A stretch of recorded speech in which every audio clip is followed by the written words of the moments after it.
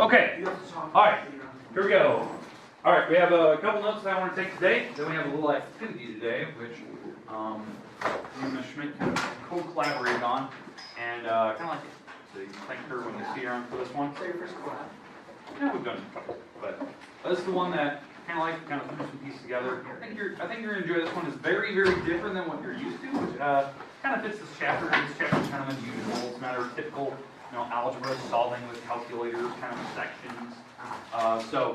Today we're talking about section 7.5. I think I referred to it as 7.4 yesterday. It's actually 7.5. We kind of skipped a couple sections in the middle of chapter 7 there. There's a couple sections that they just kind of repeated things. Today on section 7.5 we have a couple things I want to go through today. So 7.5, these are called three-dimensional pictures, three-dimensional figures. 3D?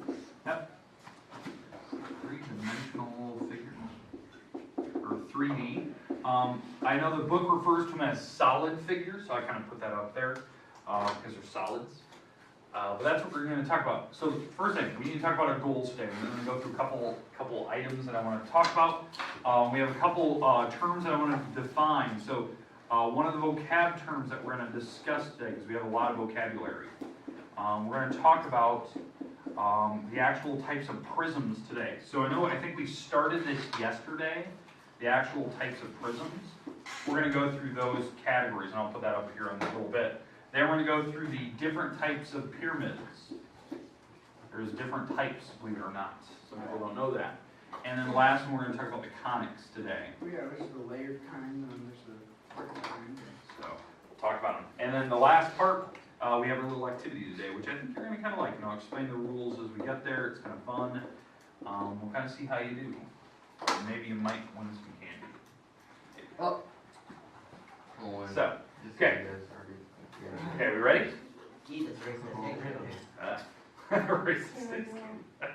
Alright, here we go. Section 7.5. Okay, so here's our goals today. Review prisms, go through the definition of it, go through a couple examples. Now the new stuff today, obviously we have our pyramids and conics. We did not talk about these yesterday, so I want to make sure that we cover those. And then we're going to play a little review game today, which is about 10-question review game. So, question. What is a conic? Conic, we'll talk about it. Okay. That's one of the words we'll define, we'll go through the pictures. So, okay, everyone understand kind of what we're doing here today? This is kind of the goals. I have them up here, but kind of our goals what I want to talk about. We good? Alright, let's get to the first one. Let's talk about prisms. This is a word we defined yesterday. I'm going to put it back up on the board. I'm going to put a little more detail into it because I kind of promised you I would. So, the definition of a prism. It's a solid figure with parallelograms for the sides. Parallelograms are the four-sided figures that have top and bottom walls are parallel. I think we've already discussed all the types of quads. So parallelograms for sides, yesterday I think I referred to them as rectangles. And the parallel faces, there's two parallel faces of the same shape on the ends, the end caps. So two parallel faces for the same of the same shape on the ends, and parallelograms for the sides of the figure. So that's the definition of a prism. So I think yesterday I referred to it as you have parallel objects, polygons, and those polygons are named. That's the name of your prism. So you name a prism after the parallel faces or polygon. And then the rectangles connecting them are just called the facets or faces, the sides. So I'm going to give you an example of this. One of the examples we talked about yesterday was called the triangular prism. Now, what do you remember about a triangular prism? There's a triangle. It's got a triangle. It's got three sides on the end cap, right? The ends are triangles. Then they have the rectangles connecting them. So it looked like the tent. That was the picture I showed you yesterday. So this is a triangular prism. It got a little faded. There was actually a line right here. So it looks like a tent. Okay. They call these the vertices, right? The corners. The actual pieces, the corners. The faces are the actual end caps. They have edges connecting them, right? Those are the flat sides, we call those edges, the dashed lines. And then sides of the object are faces, type of thing. Those are vocab terms I want you to know. Those are easily vocab words I can throw on the test. Edges are the walls of the polygon, or the sides of the polygon. Vertices are the corner pieces, like the actual coordinates where the edges meet. Faces or sides well, we usually use the word face for three-dimensional objects, so you're not getting confused. We use faces. Okay, questions with the triangular prism. Now, how we name them. We look at the end shape. The end shape actually tells you the name. So these two walls that are parallel, because they should have rectangles all connecting them. So usually, like a prism is very long. It's very long, and the end caps are what you name it by. So if you can look at the end, you can kind of know. I'll show you more examples of this here in a second. Okay, but are we good with the definition of prism, the one that we had yesterday? Okay, now let's move on to the new ones, and I'll come back and we'll look at examples of different types. Okay, all right, the new word that we need, pyramid. Pyramid. Right, so here's the formal book definition. This is what the book defines it as. It's a solid figure, right, three-dimensional figure, with triangles for the sides. So triangles on the sides are faces, and the polygon at the base. Polygon at the base. Now, does it tell me what type of polygon? No. No, it can be any type, which is really crazy. Like any type of polygon. And we'll discuss that. But there's sides. Now the sides here, which are the faces, are triangles. Those have to go up to a singularity, like a point up in the air. Okay, and again, now how you name a pyramid. You actually name it by the polygon that's at its base. It's named after the polygon at the base. So for instance, if we had a triangular pyramid, well, what do you think the base is then? A triangle. That's actually what most people think of as like a pyramid, right? It's a triangle on the bottom. This is actually, to me, you're looking at the top of the pyramid. Like this is the top point, and you're looking down on top of it, like sky view, aerial view of a pyramid. Okay. Some people don't see it. They think that this is the bottom plate. This is the bottom right here, and you know the point is going up in the air, so you're kind of like underneath it, looking up at it. Some people see it that way. It doesn't really matter, but it's you have the base tells you kind of the shape. So if maybe this is an aerial view. So this is the base, right? The base where it's sitting on the ground. That's a triangle. And then the actual faces are triangles. We'll look at a different style one. I'll show you a different picture later of different types of pyramids. Okay, I've actually seen really goofy ones. The Pyramid of Giza is what we call a square pyramid. So what would the bottom be? Square. The base is a square that goes up to the pyramid sides. Kind of like an obelisk. The top of like the Washington Monument is a square pyramid. The top of it.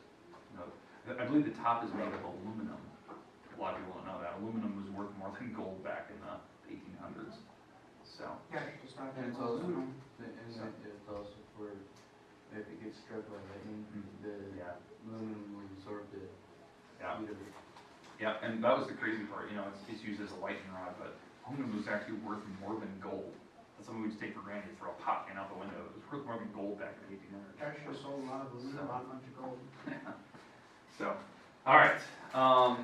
So conics. This is the new one. This is one of the third type that I want to talk about.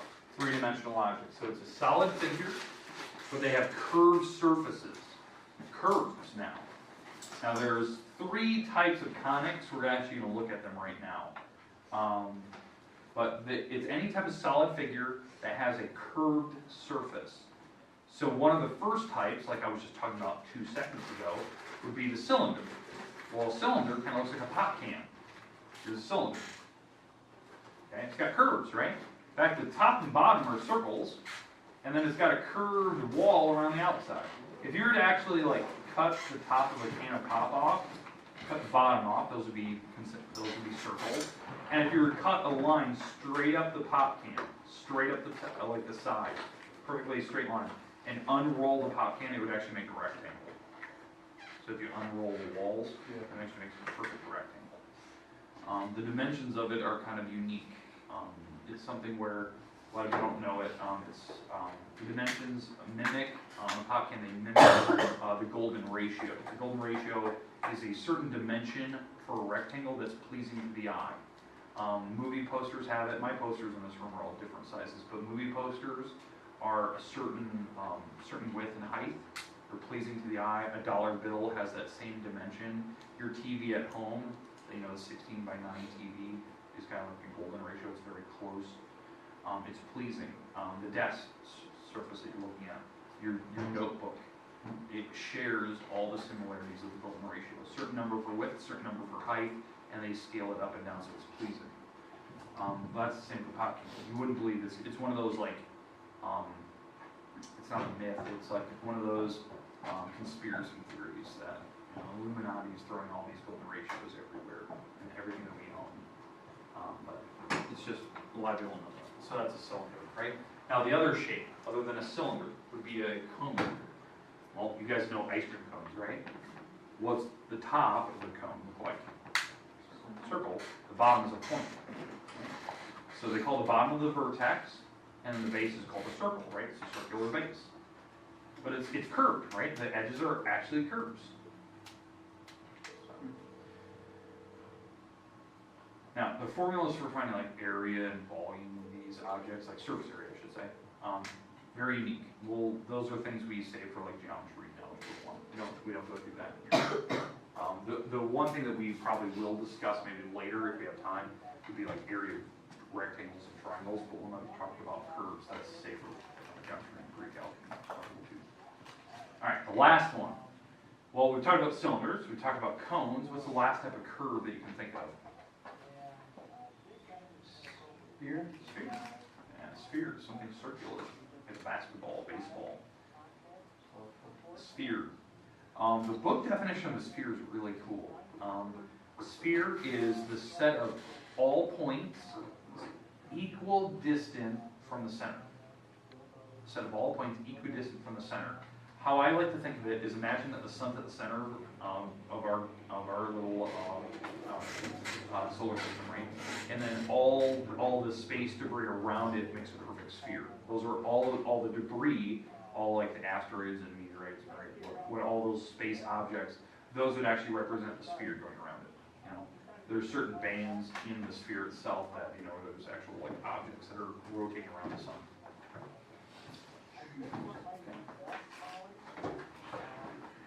All right. Questions on the conics, the curves. Now again, when you get to like a pre-calc, we talk about conic sections. We'll take slices of these things. And we'll look at certain math that's involved in that. What happens when you take cuts out of these things. Okay, questions, comments. Okay, now let's talk about some of those other shapes. Because like I said, I'm going to come back to the other three-dimensional figures. Like one of the objects we talked about was what happens if you took a prism and you put different like edges on it, like different walls and stuff. So like on this shape, this is a prism, right? It doesn't have curves, it's not a pyramid, it doesn't go to a singular point, doesn't have triangles for the walls. But what's the top and bottom of this object? How many walls does the top have? It's a hexagon, it has 6. Right? 6 walls, as you can see here, that's a hexagon. So this is called a hexagonal prism. Because you actually look at the top and bottom, and then the walls going up and down are rectangles. So that's a hexagonal prism. I don't know how you're seeing that. When I see this is the top right here. This is the bottom. These are the walls connecting them. Some people don't see that. So some people see it very, very different. Okay, now the other shape. What do you think that's called? I've heard it referred to as a rectangular prism, but I like the fact that we use the word cube. It is a cube. It is still a rectangular prism. It's got a rectangle for the top, rectangle for the bottom, and it is a prism, right? Rectangles connected. What makes that a cube is that every wall's the same. Every face is exactly the same dimension. So it's a cube. It's like a sugar cube, right? All right, other shapes, like this one. This is a perfect example of that one. This is a rectangular prism. It's got a rectangle on the top, rectangle on the bottom, rectangles connecting. So this is a perfect rectangular prism versus a cube. And then the last one, there's your square pyramid. Yeah, so the square pyramid. It's got a square on the bottom. If you can kind of see that, it got a little faded. It's got a square on the bottom, and then it goes up to a singular point. So you can have different. I've even seen, pictures of hexagonal pyramids where it's got a hexagon for a base, but then they go up to a point. Kind of cool looking. That's where you start to see like cones of different like shapes and sizes and stuff. Okay, questions on the three-dimensional pictures? Okay, here's our activity. Here's what I'd like to do. I'd like you to take out a piece of paper, please. Okay, I'd like you to tear it up. You're gonna hand this in, so you need a piece of paper. You want it on the same one as yesterday? We'll put this one on separate. We'll put this on separate. So. Now, I know we have homework due. I'm gonna give you some time to work on that. That's the one that I don't even know if I put on the board yesterday. The four, actually, okay, the 4 problems. I'll put that out here in a minute. Okay, top right corner of your paper, now that you have it torn out, you're gonna put your name, put the date. Date today is 4/25. 4/25.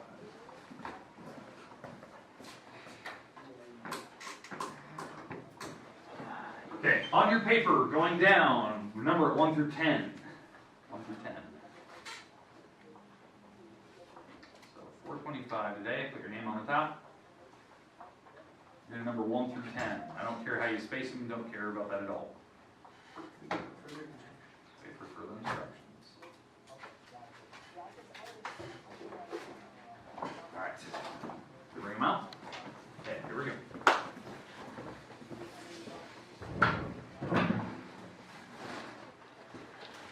Okay, now I'm scared. What's in my bag? What did you hear? Okay, Oh, it was candy too. The candy. Candy bags. I don't. not candy. I got it. Okay, these bags, Child. numbered 1 through 10. Now, here's the goal. You're not allowed to look in the bag. Okay, that's. You're not allowed to look. This is called a blind challenge. I want 6. Okay? It's called a blind challenge. Your goal on your paper, because you obviously have 1 through 10, at some point you need to have the bag in front of you.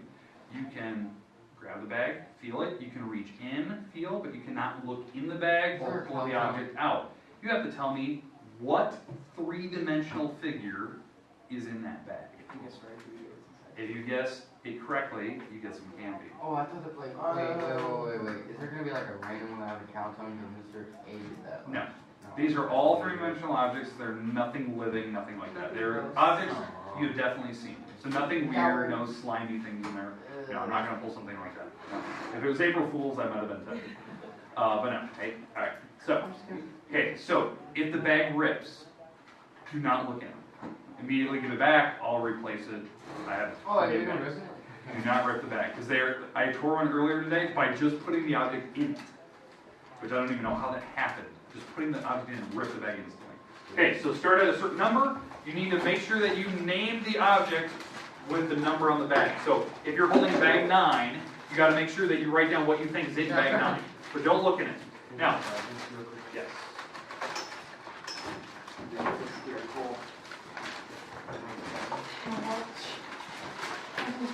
So you can feel it, but don't. Hey, now hold on to your bag. So you can feel it. You can reach in it. You can like crumble the bag around it. But you cannot pull it open. You cannot pull it out. You cannot look in it. Don't do anything like that.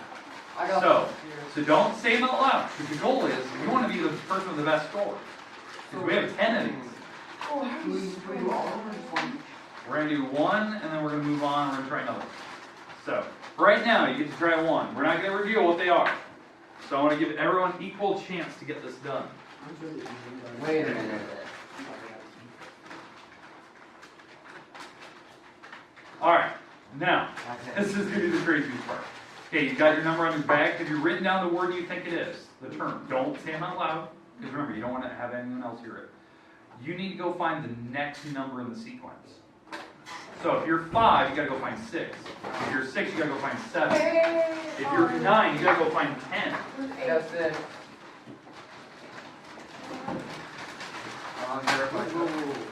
Right.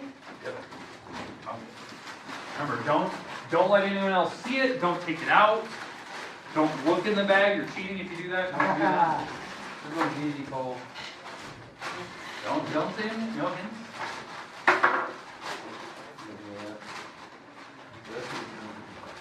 Plenty of candy if you get them right. Those are made. Wait, it's just Starboard? Or whatever those are? Well, no, it's just color for big, that's a start. Yeah. Wow. Oh, it's just torture watching you eat in front of you. Yeah, it is. All right, so once you're done, you're going to go after the next bag. Remember, go in sequential order. So if you're 9, you got to go find 10. Oh, great, fine, very good. really small. Ooh, I'm scared. Oh, I get really sick. Feels like they, feel like they're so like. Oh, what a. Oh, you had 9. I know it.